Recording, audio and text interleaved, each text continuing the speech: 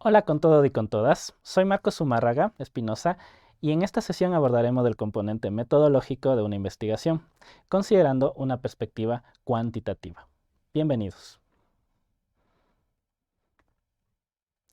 En el caso de realizarse un estudio cuantitativo, esta fase del proceso de investigación o en su defecto del trabajo de titulación se centra en describir cómo se desarrolló el trabajo empírico, tanto en términos de recolección de datos como en cuanto a la estrategia empleada para analizar los datos una vez se han recolectado. El marco metodológico aborda, concretamente, el tipo de investigación que se efectuó, los instrumentos, normalmente psicométricos, que se emplearon para medir las variables de interés y las consideraciones éticas contempladas al tratarse de investigaciones con seres humanos. El plan de análisis de información se refiere específicamente a la estrategia analítica utilizada para examinar los datos, determinando las técnicas de estadísticas que mejor se adapten a los objetivos de investigación planteados.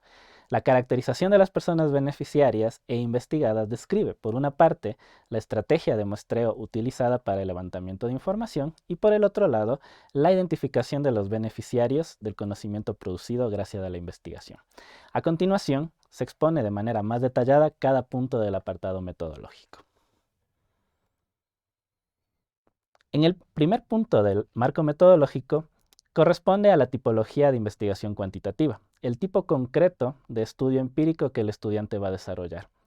Así, los tipos específicos de investigación cuantitativa normalmente se determinan a partir de la intersección de tres criterios: el diseño del estudio, el alcance de la investigación y el tipo de datos. El diseño del estudio consiste en distinguir si la investigación efectuada siguió un diseño experimental con manipulación de la o las variables independientes o en su defecto un diseño no experimental, sin manipulación deliberada de ninguna de las variables de estudio. El alcance de investigación, en cambio, se refiere a si el estudio realizado fue de carácter exploratorio, descriptivo, correlacional o explicativo, considerando que para los trabajos de titulación lo normal es realizar una recolección de datos empíricos. Los de alcance de efectivamente que pueden ser seleccionados son descriptivo, correlacional o explicativo. Una investigación descriptiva se limita a especificar, generalmente con porcentajes o promedios, el estado en el que se encuentran las variables de interés sin relacionarlas entre sí. Por ejemplo, el porcentaje de personas de la muestra que registra burnout crónico, moderado o leve, o el puntaje promedio de la muestra analizada que obtienen un test de procrastinación académica, al igual que los puntajes promedios obtenidos en cada dimensión de dicho constructo, como son la postergación de actividades y la autorregulación académica. En cambio, los estudios correlacionales y explicativos se caracterizan por relacionar dos o más variables entre sí, con una diferencia: los estudios correlacionales no operan con una lógica causa y efecto, interesando únicamente evaluar si las variables de interés están asociadas o no. Mientras que si el estudio es explicativo, las variables deben distinguirse entre independientes o causas o dependientes o efectos. Por último, en el tipo de datos debe especificarse si la información recolectada fue de naturaleza transversal, también conocida como transeccional, o de tipo longitudinal. La data transversal implica que la recolección de información se realizó en un momento único. Por ejemplo, las personas completaron la encuesta una sola vez, mientras que la data longitudinal supone información de varios momentos. Por ejemplo, si los participantes del estudio se les aplica un test de ansiedad en un momento 1 y pasadas algunas semanas se les vuelve a aplicar el mismo test en un momento 2. Es necesario combinar criterios expuestos o los criterios que se han planteado para establecer el tipo específico de investigación cuantitativa que se desarrolló. Por ejemplo, dado que los tiempos para realizar el trabajo de titulación es limitado y los estudios experimentales albergan una complejidad relativamente alta, un tipo de estudio viable puede ser una investigación no experimental con datos transversales y de alcance correlacional o, en su defecto, descriptivo. En relación con el tipo de investigación cuantitativa elegido, se invita a tener en cuenta las siguientes recomendaciones.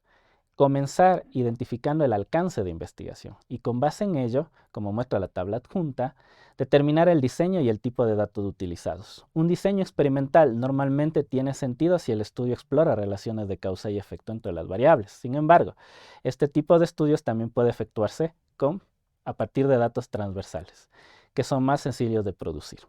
En general, dadas las limitaciones de tiempo para la realización de estudios longitudinales, lo habitual es que todos los alcances de investigación trabajen a partir de una recolección de datos transversales. Cuidar siempre que la combinación de criterios para determinar el tipo de estudio tenga coherencia y sentido lógico. Si un estudio experimental busca probar relaciones de causa y efecto, no tendría sentido plantear que un estudio es descriptivo y experimental, por ejemplo. Para la información sobre este tópico, si es que se desea ahondar más, se recomienda revisar la bibliografía adjunta. En cuanto a las técnicas e instrumentos de recolección de datos, debe tenerse clara la distinción entre lo que son las técnicas de recolección de datos, por un lado, y los instrumentos de medición, por el otro. Las técnicas de recolección de datos refieren al mecanismo concreto a través del cual se obtiene información de los participantes del estudio. En el caso de estudios cuantitativos, el mecanismo por excelencia es la encuesta, misma que puede ser aplicada de forma presencial, vía cuestionarios físicos, o de manera online, a través de links o cuestionarios digitales generados mediante plataformas como Google Forms u otras. Los instrumentos de medición, en cambio, corresponden a los test o escalas psicométricas usadas para medir cuantitativamente los constructos de interés, es decir, las variables de estudio. Puesto que cualquier escala requiere de un proceso de validación psicométrica, no se recomienda crear escalas propias para medir las variables de interés de la investigación, salvo que realmente no existan escalas disponibles. Al seleccionar escalas, debe tomarse en cuenta que éstas se encuentren publicadas en artículos científicos de libre acceso y que cuenten con validaciones en países hispanoparlantes, preferentemente de América Latina. Si una escala ha sido validada en Ecuador, mucho mejor. Las preguntas propias o ad hoc, generadas concretamente para el estudio ejecutado, son viables para consultar las características sociodemográficas de los participantes, por ejemplo, con variables como el género, la orientación sexual, la edad, el estado civil, etc. Asimismo, es posible elaborar preguntas ad hoc al evaluar aspectos de variables objetivas que sean de interés para la investigación. Las variables objetivas se caracterizan porque son susceptibles de conteo numérico. Por ejemplo, número de materias aprobadas, número de horas trabajadas, pertenecer o no a una agrupación política, etc. Tanto las escalas psicométricas que miden las variables psicosociales de interés como las preguntas ad hoc deben incluirse en una misma encuesta o cuestionario. Si el estudio tiene el objetivo de relacionar variables, debe asegurarse que todos los participantes respondan la misma encuesta, sin ningún tipo de variación. Por último, dada la naturaleza de los estudios cuantitativos, es preferible el uso de preguntas cerradas.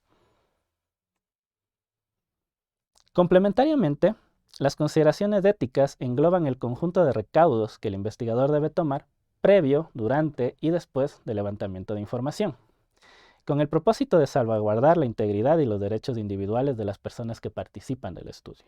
En primera instancia, debe asegurarse que los potenciales participantes estén bien informados sobre los objetivos de la investigación, así como de los protocolos de anonimidad y confidencialidad que se aplicarán para garantizar la privacidad de la información que van a proporcionar. Hecho esto, el potencial participante debe tener la libertad de elegir voluntariamente si participará o no del estudio. En el caso de emitir su consentimiento informado, el participante procede voluntariamente a completar la encuesta o cuestionario. En el caso de encuestas online, una práctica común consiste en incorporar el consentimiento informado en la primera sección o página, condicionando que únicamente las personas que acepten participar en el estudio puedan proseguir con el llenado de la encuesta. Dos fuentes de consulta fundamentales sobre los principios éticos que deben garantizarse a la hora de hacer investigación social y psicológica son la Declaración de Helsinki y la Asociación Americana de Psicología, APA. El plan de análisis de información es una sección que normalmente se sitúa previo a la presentación de los resultados de la investigación empírica. Se focaliza en describir la estrategia analítica utilizada para responder a las preguntas de investigación o probar la hipótesis de trabajo. Puntualmente, la estrategia analítica consiste en los métodos, técnicas y pruebas de estadística utilizadas en el análisis de datos, tomando en cuenta las variables de estudio y los objetivos de investigación planteados. En este punto conviene diferenciar el tipo de herramienta de estadística a usarse según el alcance de la investigación cuantitativa desarrollada. En el caso de investigaciones de alcance descriptivo, lo habitual es analizar la información recolectada a través de medidas de tendencia central, como la media aritmética, la moda o la mediana, para resumir el comportamiento de las variables de interés. Por ejemplo, el promedio de edad de los participantes, la mediana de sus ingresos familiares, el nivel de procrastinación más frecuente, etc.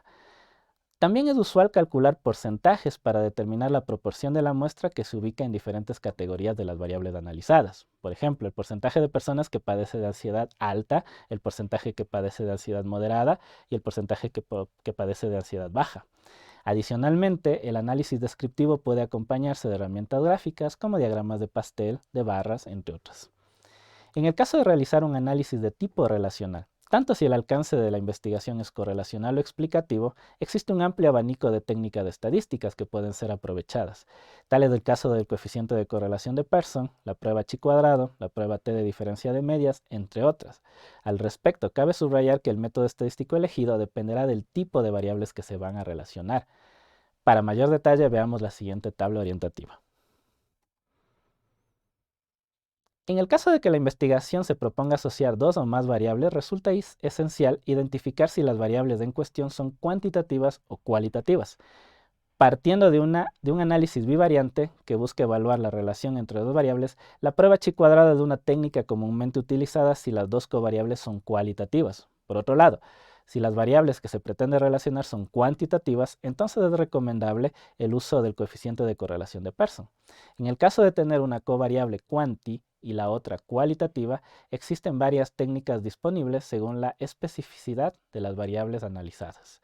Tal es el caso de las pruebas de la prueba T de diferencia de medias, el análisis de varianza o ANOVA, la regresión logística, la correlación de Spearman, la de Somers, etc. Estas técnicas pueden extrapolarse a los estudios de alcance explicativo, introduciendo una distinción entre variable independiente y dependiente. En el caso de relacionar más de dos variables, una opción analítica consiste en asociar variables de dos en dos o pasar al uso de métodos multivariantes. Finalmente, como nota aclaratoria, tener en cuenta que en el caso de usar escalas psicométricas es habitual construir índices aditivos o compuestos a partir de la sumatoria o el promedio de los ítems que conforman dichos instrumentos. No olvidar que tales índices pueden tratarse como variables cuantitativas, facilitando el uso de técnicas como el coeficiente de correlación de Pearson. El último apartado corresponde a la caracterización de las personas investigadas por una parte y beneficiarias por la otra. En el primer punto, la caracterización de las personas investigadas se refiere a la estrategia de muestreo empleada para la recolección de los datos. Para ello, en primer lugar, deben establecerse los criterios de inclusión, mismos que filtran el tipo de personas que pueden participar en el estudio y delimitan la población objetivo sobre la cual se pretende analizar el fenómeno o tema de interés. Por ejemplo, un estudio sobre la ansiedad académica puede tener como población objetiva a los estudiantes universitarios de Quito. Por lo tanto, los criterios de inclusión podrían ser que la persona, al momento de aplicar la encuesta, esté legalmente matriculada en una carrera universitaria y que la universidad se encuentre ubicada en Quito, Ecuador. Por otro lado, debe precisarse el tipo de muestreo realizado. Una muestra probabilística se caracteriza porque los individuos son elegidos de manera estrictamente aleatoria, mientras que las muestras no probabilísticas es el investigador quien selecciona a quienes van a participar en el estudio según criterios analíticos determinados. Dada la complejidad del muestreo probabilístico, lo normal es que los trabajos de titulación se desarrollen a partir de muestras no probabilísticas. En este caso, debe precisarse también el tipo específico de muestreo no probabilístico realizado, por ejemplo, por conveniencia, accidental, intencional o una muestra de estos. Para complementar la estrategia de muestreo debe definirse el tamaño de la muestra analizada. En el caso de muestras probabilísticas, el tamaño muestral debe determinarse a través de una fórmula matemática, fácilmente accesible en la web, recomendándose usar un error al 5% y un nivel de confianza al 95%.